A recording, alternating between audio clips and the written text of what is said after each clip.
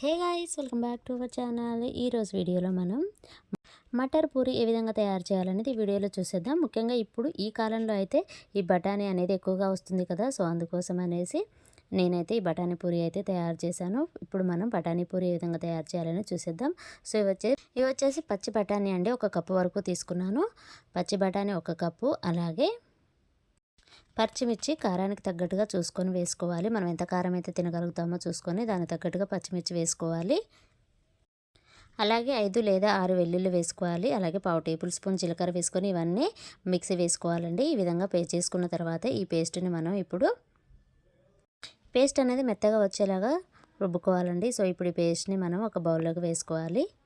ఇందులో మన టేస్ట్కి తగినంతగా సాల్ట్, అలాగే కొద్దిగా జీలకర్ర, వాము, ఇది వచ్చేసి గోధుమ పిండి అండి. గోధుమ పిండి మనకి ఇంట్లో ఉండే మెంబర్స్ని బట్టి మనం ఈ గోధుమ పిండి అనేది వేసుకోవాలి. నేనైతే 2 కప్పుల వరకు గోధుమ పిండి వేశాను.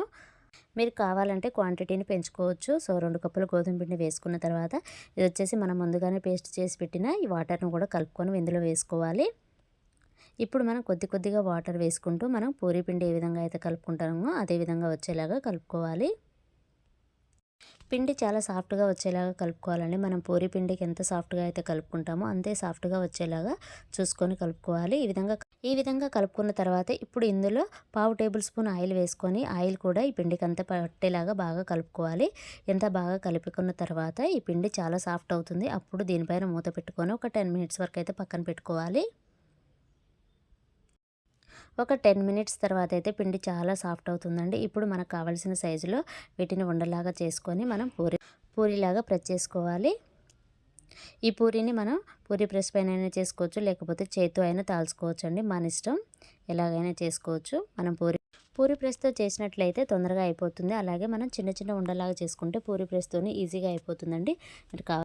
మనం పూరి ప్రెస్ పైన చేసినట్లయితే పూరి అనేది రౌండ్గా వస్తుంది. అలాగే చాలా బాగా పొంగుతాయి, ఎందుకంటే పలచగా వస్తుంది కదా. సో ప్రతి పూరి బాగా పొంగుతుందండి. మీరు ఖచ్చితంగా ట్రై చేయండి, చాలా బాగా వస్తుంది. ఎందుకంటే మన చేతితో తాల్చినా సరే అంత పర్ఫెక్ట్గా రాదు కదా. సో అందుకోసమని పూరి ప్రెస్ మీద అయితే ఈజీగా అయిపోతుంది. ప్రతి పూరి కూడా ఒకే సైజులో ఉంటుంది, అలాగే బాగా పొంగుతూ వస్తాయి. సో ఈ విధంగా ప్రెస్ చేసిన పూరీని మనం కాగుతున్న ఆయిల్లో వేసి డీప్ ఫ్రై చేసుకోవాలి.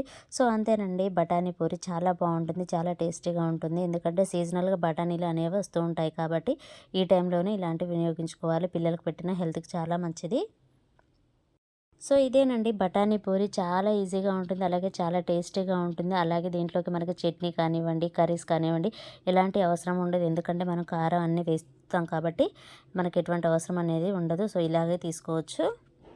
సో ఇదేనండి ఈరోజు వీడియో. ఈ వీడియో కనుక మీకు నచ్చినట్లయితే ప్లీజ్ లైక్ చేయండి, షేర్ చేయండి, కామెంట్ చేయండి. అలాగే బఠానీ పూరి కూడా ఖచ్చితంగా ట్రై చేయండి, టేస్ట్ చేయండి, ఎలా వచ్చింది ఏంటనేది కామెంట్ సెక్షన్లో కామెంట్ పెట్టండి. అలాగే ఈ బఠానీ పూరి మీ ఇంట్లో వాళ్ళకి, మీ పిల్లలకి, అందరికీ ఈ బఠానీ పూరి చేసి వాళ్ళతో కూడా టేస్ట్ చేయించండి, చాలా బాగుంటుంది.